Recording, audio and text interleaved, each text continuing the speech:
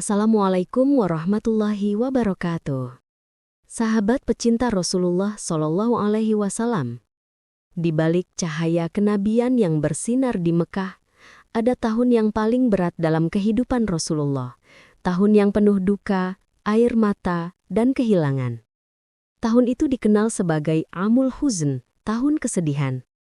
Di tahun itu, dua sosok yang paling dicintai Nabi berpulang, yaitu Abu Thalib, pamannya yang menjadi pelindung dakwah, dan Sayyidah Khadijah R.A., istri yang menjadi pelipur lara.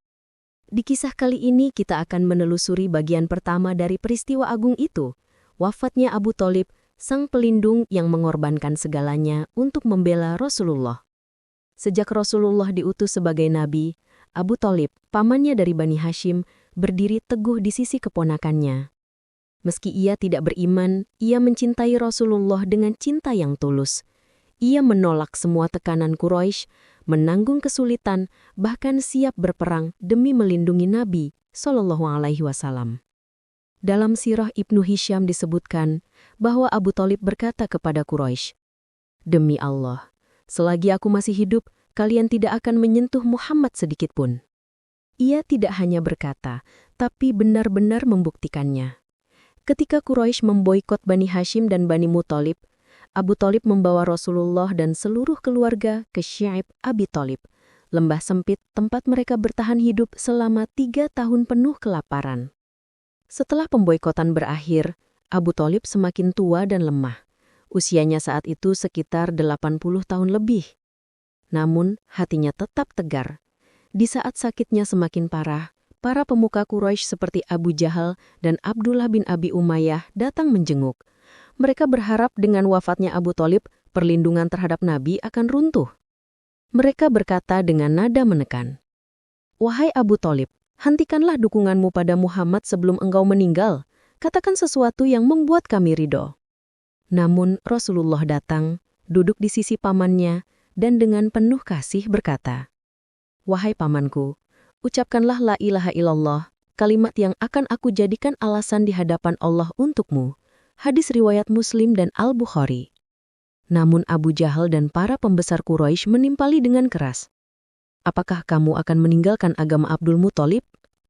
Hati Abu Thalib terombang-ambing antara cinta kepada Rasulullah dan kebanggaan pada tradisi leluhurnya. Rasulullah terus membujuk dengan suara lembut. "Wahai pamanku, ucapkanlah la ilaha illallah." Namun menjelang wafat, Abu Thalib tetap dalam keyakinan lama, hingga beliau menghempuskan napas terakhir. Maka Rasulullah bersedih sangat dalam. Dalam Sahih Muslim disebutkan bahwa Rasulullah Shallallahu Alaihi Wasallam bersabda, "Sungguh, aku akan memohonkan ampun untukmu, wahai pamanku, selama aku belum dilarang." Namun kemudian turunlah firman Allah SWT dalam surat At-Taubah ayat 113. Tidak sepatutnya bagi Nabi dan orang-orang yang beriman memintakan ampun kepada orang-orang musyrik, sekalipun mereka itu kaum kerabat, setelah jelas bagi mereka bahwa orang-orang itu penghuni neraka. Quran Surat At-Taubah ayat 113. Dan juga firman Allah dalam surat Al-Qasas ayat 56. "Sesungguhnya engkau, wahai Muhammad, tidak dapat memberi hidayah kepada orang yang engkau cintai, tetapi Allah memberi hidayah kepada siapa yang Dia kehendaki." Quran Surat Al-Qasas ayat 56. Abu Thalib wafat dan dengan kepergiannya, berakhirlah perlindungan yang selama ini membuat Quraisy segan menyakiti Rasulullah. Sejak hari itu, gangguan dan ejekan terhadap Nabi meningkat tajam. Dalam sirah Ibnu Hisham disebutkan, setelah Abu Thalib wafat, seseorang dari Quraisy menaburkan debu di kepala Rasulullah. Dengan tenang beliau mengusap kepalanya dan berkata, "Sungguh kaumku tidak mengetahui betapa beratnya akibat perbuatan mereka." Para ulama seperti Imam Nawawi menjelaskan, kesedihan Nabi bukan hanya karena kehilangan pamannya, tapi karena Abu Thalib wafat tanpa sempat mengucapkan syahadat. Itulah duka yang paling dalam bagi seorang Rasul yang begitu mencintai keluarganya. Para ulama menjelaskan bahwa Allah Subhanahu wa Ta'ala mentakdirkan wafatnya Abu Thalib sebelum hijrah, agar Rasulullah hanya bergantung kepada Allah semata. Imam Ibnu Katsir dalam Al-Bidayah wan Nihayah menuliskan, wafatnya Abu Thalib menjadi ujian untuk menguatkan hati Nabi, agar beliau tidak bergantung pada perlindungan manusia, melainkan hanya kepada Allah. Ujian ini mempersiapkan Rasulullah untuk menghadapi masa yang lebih berat, perjalanan ke Taif dan hijrah ke Madinah. Tahun itu, tahun di mana Abu Thalib dan Khadijah R.A. wafat, disebut Amul Huzn, tahun kesedihan, karena kesedihan itu menimpa jiwa Rasulullah begitu dalam. Meskipun Abu Thalib tidak mengucapkan syahadat, Rasulullah tetap mengenangnya dengan penuh cinta dan hormat.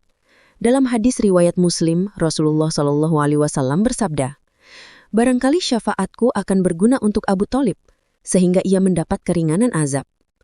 Para ulama ahlu sunnah wal jamaah menjelaskan, ini adalah bentuk kasih sayang Rasulullah yang luar biasa, bahkan terhadap orang yang belum beriman.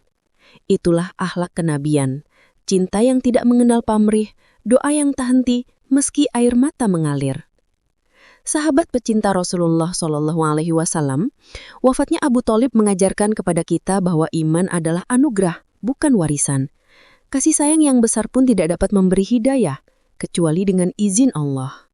Dan di balik setiap kehilangan, ada rencana besar dari Allah untuk menguatkan hamba-hambanya. Rasulullah kehilangan pelindungnya, namun Allah menyiapkan pelindung baru di Madinah, kaum Ansor yang setia. Dari kesedihan, lahirlah kekuatan, dan dari ujian, lahirlah kemenangan.